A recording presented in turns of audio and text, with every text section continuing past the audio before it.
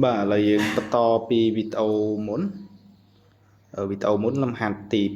5អាងតេក្រាលដែរឥឡូវយើងចូលដល់លំហាត់ទី6គណនាអាងតេក្រាលកំណត់មួយទៀតចឹងអាងតេក្រាលនេះនៅត្រង់កន្លែងកុសការ៉េ x ហ្នឹងគឺយើងត្រូវប្រើរូបមន្តកុសការ៉េ x ស្មើ1លើ2បូក1លើ2កុស 2x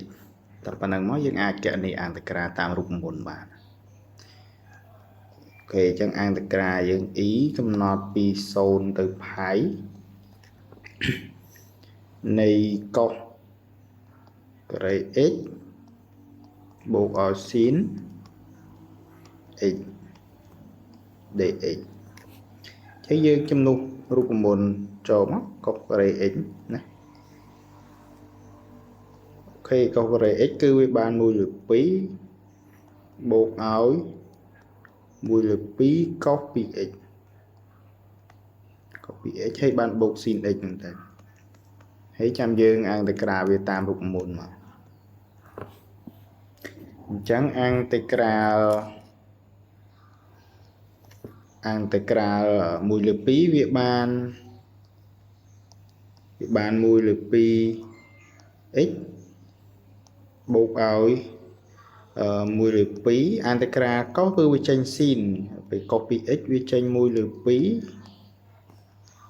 ស៊ីន 2x ហើយអាងតេក្រាលស៊ីនគឺចេញដកកុសគឺដកកុស x កំណត់ពី0ទៅផាយនេះហើយយើងជំនួសបានណាបាន1លើ2ផាយអានេះ1លើ2គុណ1លើ2វាបាន1លើ4ស៊ីនជំនួសផាយចូលបានស៊ីន2ផាយហើយបានដកកុសផាយដកកតា1លើ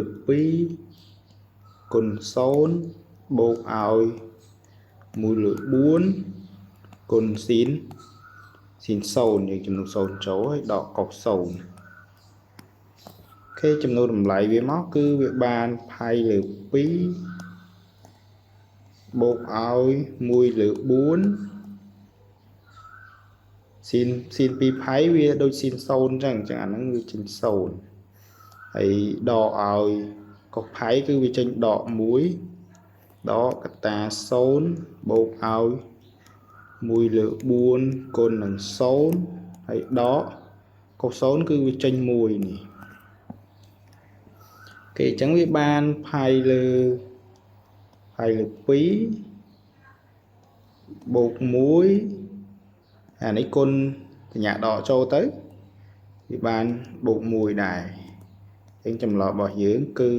2បូកឲ្យផាយភាគ2ជាចម្លើយចុងក្រោយរបស់យើង